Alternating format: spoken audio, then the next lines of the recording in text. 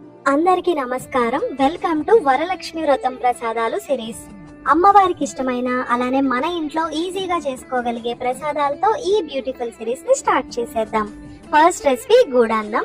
దీన్నే బెల్లం అన్నం అని కూడా అంటారు. దీనికోసం ఫస్ట్ 1 కప్ రైస్ తీసుకోవాలి. ఇదే కప్ ని యూస్ చేస్తూ అన్ని మెజర్ చేసుకుంటాం.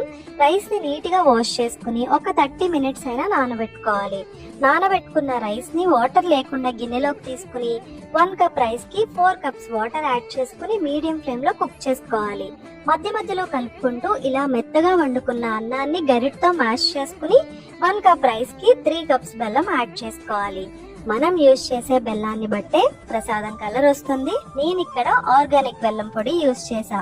మీరు యూజ్ చేసే ఏ బెల్లం అయినా యాడ్ చేసుకోవచ్చు. అన్నంలో బెల్లం బాగా కలిసేలాగా ఒక 5 మినిట్స్ కలుపుకుంటూ కుక్ చేసుకున్నాక కాస్త దగ్గర పడుతుంది. ఇప్పుడు 1/2 కప్ నెయ్యిని కొద్ది కొద్దిగా యాడ్ చేసుకుంటూ కలుపుకుంటూ 2 మినిట్స్ కుక్ చేసుకున్నాక 1/2 టీ స్పూన్ ఇలాచీ పౌడర్, చిటికెడంటే చిటికెడు పచ్చకర్పూరం, నేతిలో వేయించిన జీడిపప్పు, కిస్మిస్ వేసుకుని కలుపుకుంటే రెడీ అయిపోతుంది. పచ్చకర్పూరం వేసుకోవడం వల్ల అచ్చం గుళ్ళో పెట్టిన ప్రసాదం టేస్ట్ వస్తుంది. స్కిప్ చేయొద్దు. అంతేనండి, చాలా తక్కువ టైంలో తక్కువ ఇంగ్రీడియంట్స్ తో చేసుకునే టేస్టీ ప్రసాదం ఇది. తప్పకుండా ట్రై చేయండి. మరొక ఈజీ ప్రసాదం రెసిపీతో మళ్ళీ కలుద్దాం.